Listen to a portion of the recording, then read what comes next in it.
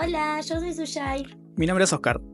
Hola Oscar, ¿cómo estás? Bien, ¿todo bien vos? Todo bien. Bien. Comentanos un poco de qué vamos a estar charlando. Dale. Hoy vamos a estar charlando y explicando varios temas. En primer lugar, vamos a hablar sobre el enfoque de Schumpeter con respecto a los efectos económicos y sociales de la innovación y el cambio tecnológico.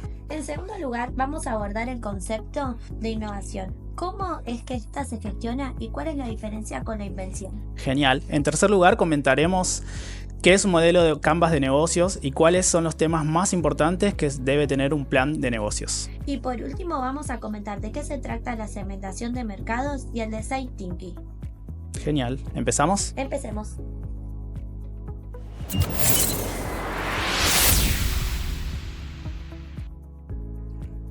Vamos a empezar este video hablando sobre los efectos económicos y sociales de la innovación y el cambio tecnológico.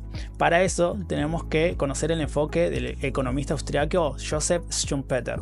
Schumpeter compartía la idea de Marx de que los cambios económicos no vienen desde afuera del sistema, sino que surgen desde adentro. Es decir, que los cambios importantes en una economía no provienen de factores externos, sino que nacen desde adentro del sistema económico. Este hecho se denomina proceso endógeno. Y es posible gracias al accionar de los denominados por Schumpeter como empresarios innovadores, que son aquellos que introducen innovaciones en el mercado.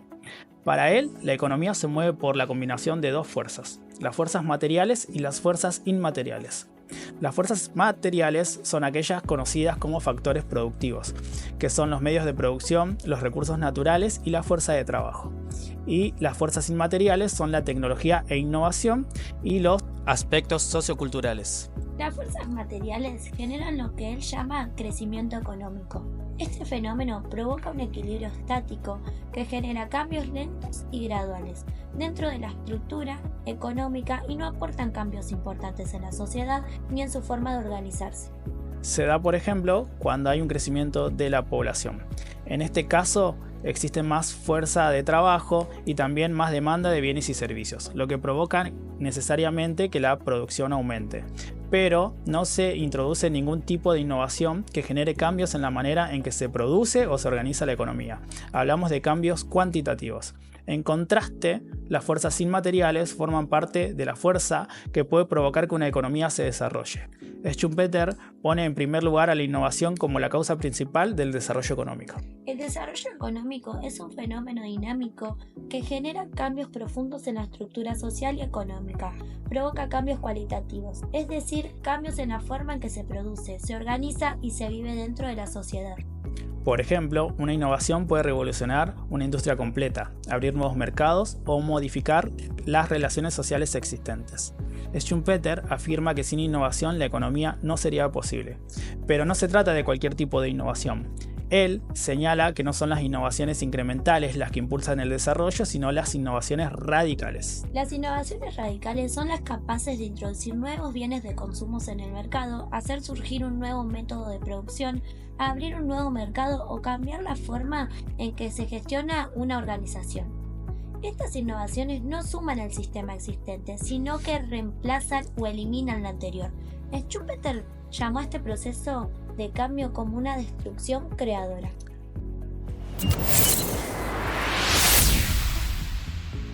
Como mencionamos al principio, destaca la figura del empresario como impulsor del proceso de desarrollo económico, pero no habla del empresario tradicional, sino del empresario innovador, haciendo referencia a cualquier persona que tenga la capacidad e iniciativa para proponer y realizar innovaciones radicales. El empresario innovador es un agente de cambio que impulsa la destrucción creadora, a diferencia del empresario tradicional que simplemente administra un negocio. El empresario innovador es aquel que introduce nuevas combinaciones de recursos y medios de producción. Sin empresarios innovadores, la economía quedaría estancada en la rutina y no habría progreso real. Bueno, Oscar, para cerrar esta parte del video, queremos aclarar que si bien Schumpeter dice que las innovaciones son las que impulsan el desarrollo de la economía, también reconoce la influencia de los factores socioculturales, pero le otorga a esto un papel secundario dentro de su análisis. Esta postura fue llevada al extremo por sus seguidores, quienes cayeron en un determinismo tecnológico, considerando que la tecnología es la única causa del desarrollo, generando dos posturas opuestas.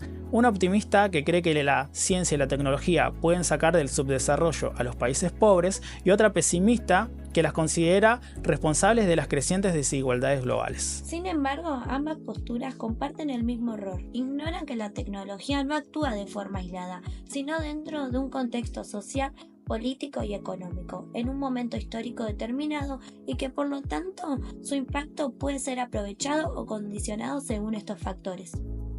Perfecto, pasamos a otro tema. Pasemos a otro tema.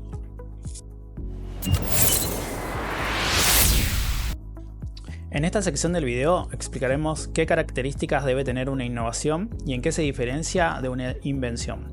También mencionaremos cuáles son las diferentes formas de innovar, qué clases de innovaciones existen y cómo se gestionan. Por último, hablaremos sobre la teoría de la difusión de la innovación. ¿Empezamos? Empecemos.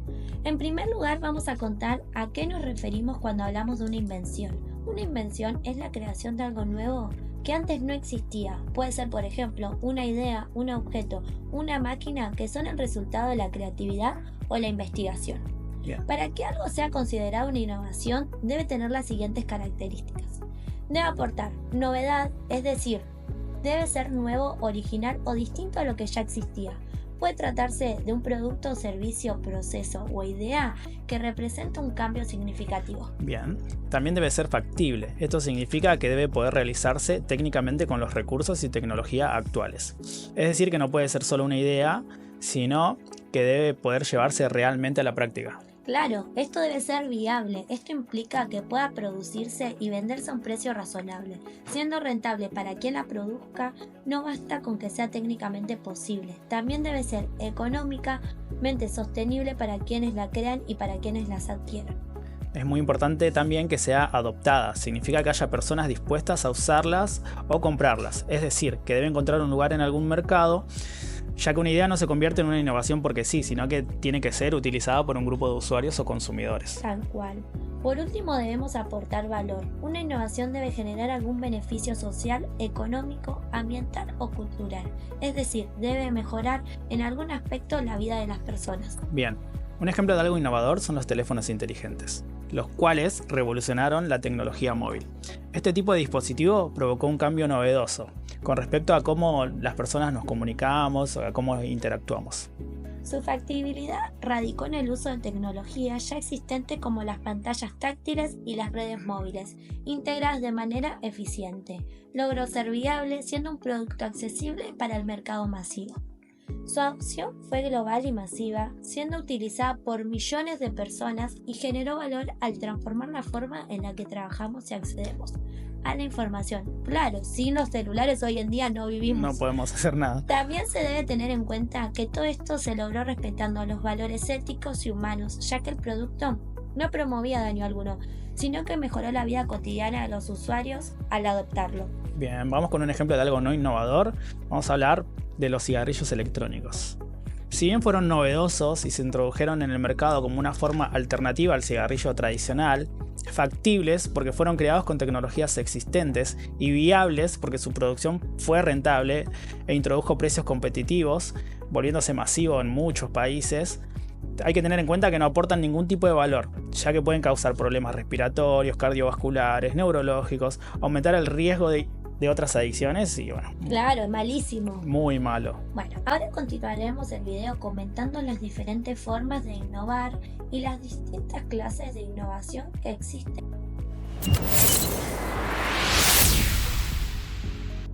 Ahora continuaremos el video comentando las diferentes formas de innovar y las distintas clases de innovación que existen.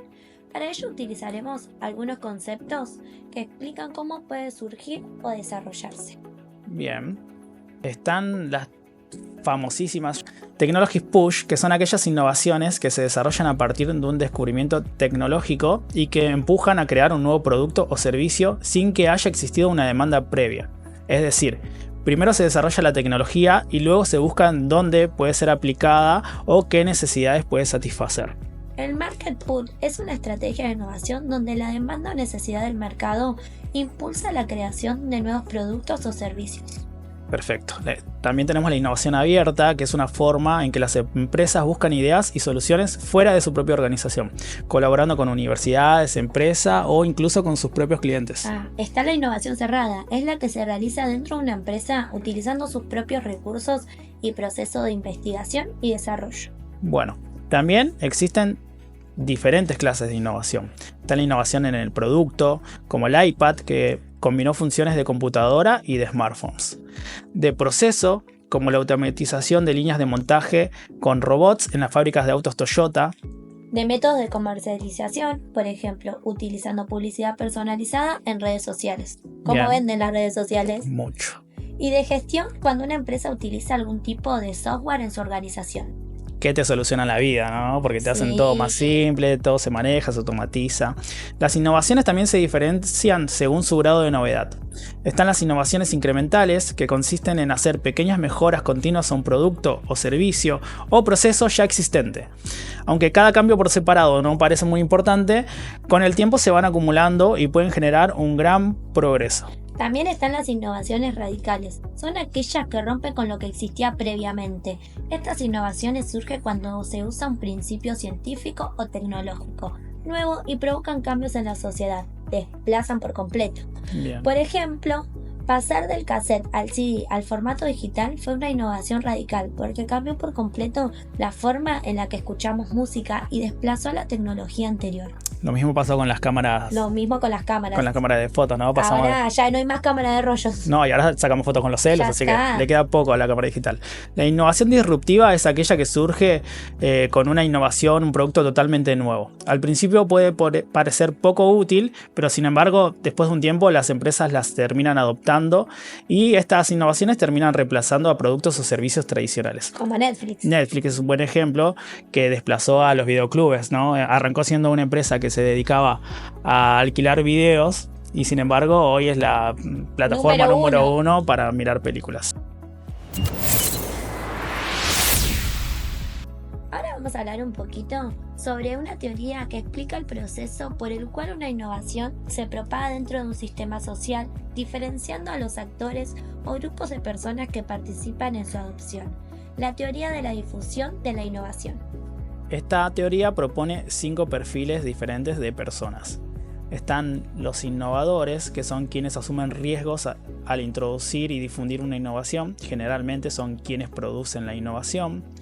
Los adoptantes tempranos, que son personas que adoptan por primera vez esa innovación sin mucha discusión ni análisis. Los que están desesperados. Sí, pues eso pueden ser vistos como líderes y juegan un papel importante porque ayudan a persuadir a otros actores para que adopten esa innovación. Tal cual. La mayoría temprana, que son quienes no se están dispuestos a correr riesgos y tienen cierta resistencia al cambio. Sin embargo, son propensos a aceptar la innovación después de un tiempo corto. No le queda otra, ¿no? Está la mayoría tardía, que son personas sumamente resistentes al cambio y son difíciles de persuadir para que adopten una innovación. Casi los últimos porque tienen que pagar con billetera virtual, si no... Sí, olvídate. Están también los rezagados, que son personas que se muestran indiferentes ante cualquier innovación e incluso llegan a oponerse a ella. ¿Pasamos a otro tema? Pasemos a otro tema.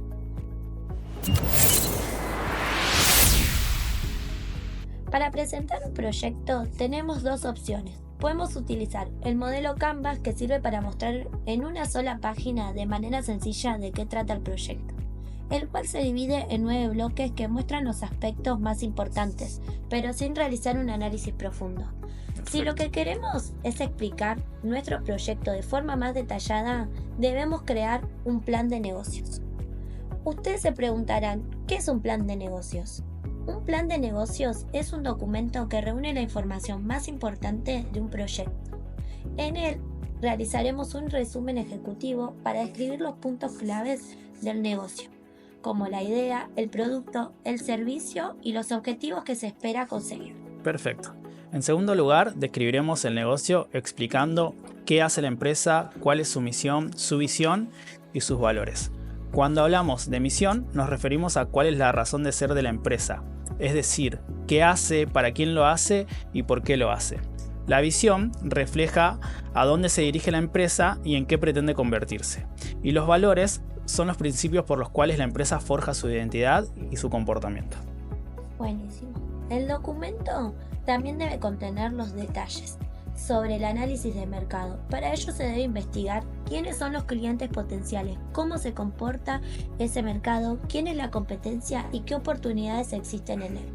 Por otra parte, se debe evaluar y detallar cuál será la inversión necesaria para asegurar la viabilidad financiera del proyecto y establecer un presupuesto para gastos iniciales y fijos.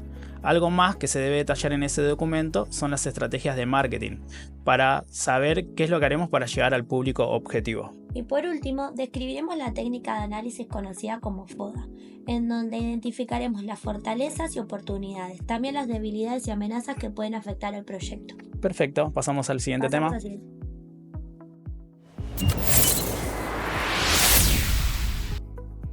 Suyai, en esta sección del video vamos a hablar sobre la segmentación de mercado. Para entender cómo funciona, primero tenemos que entender qué es un mercado. Un mercado es un conjunto de personas o un conjunto de clientes que están dispuestos a comprar o adquirir algún bien o servicio específico. Oscar, podemos diferenciar los mercados en diferentes niveles. Por ejemplo, el mercado global, el potencial, el disponible cuantificado, el objetivo y el mercado penetrado. Diferenciarlos permite entender a qué grupo de personas queremos llegar y también para seleccionar cuáles serán las estrategias de marketing que utilizaremos con uno u otro. Genial, clarísimo. La segmentación de mercado es una estrategia que consiste en dividir algunos de estos mercados en grupos más pequeños de consumidores que comparten características, necesidades o comportamientos similares. Se trata de un conjunto amplio que incluye a todas las personas que podrían estar interesadas en cierto producto o servicio y se va filtrando, separando según diferentes criterios de segmentación, seleccionando variables como la ubicación geográfica, sexo, edad, tipo de usuario, estilo de vida personalizada, entre otras. Perfecto. Realizar la segmentación nos ayuda a descubrir nuevas oportunidades al identificar grupos de clientes que quizás no están siendo atendidos. Permite usar los recursos de marketing de manera más eficiente, facilita el fijar objetivos realistas ajustando la oferta al tamaño de cada segmento y permite adaptar los productos y servicios a las necesidades de los clientes. Buenísimo, Oscar, me quedó clarísimo. Genial, pasamos al siguiente tema.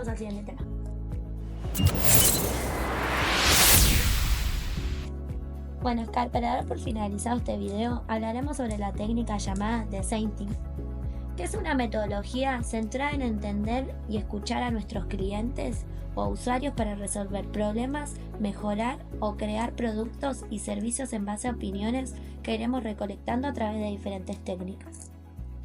El Design Thinking tiene 5 etapas que nos sirven para entender mejor qué es lo que quiere el cliente y en base a sus respuestas desarrollaremos distintas ideas para atender a sus necesidades.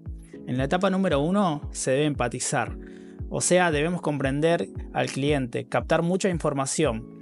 Aquí, al tener tanta información, se dará un proceso de divergencia en el cual manejaremos muchísimas opiniones y muchísimas respuestas. En la etapa 2, la definición, se debe procesar, filtrar y seleccionar la información más relevante para identificar un problema o necesidad de manera específica. En esta etapa se da un proceso de convergencia donde reduciremos la información hasta quedarnos con lo más importante. En la etapa número 3, la de la ideación, se deben generar muchas ideas para solucionar ese problema o necesidad.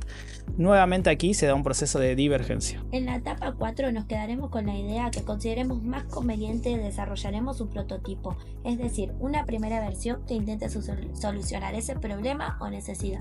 Y en la última etapa, la número 5, vamos a testear si es que ese prototipo funciona y de no ser así volveremos a la etapa número 1. Buenísimo. Tanto por finalizado este video, queremos agradecerles por haberse quedado hasta el final y esperemos que la información les sea útil. Saludos, chao.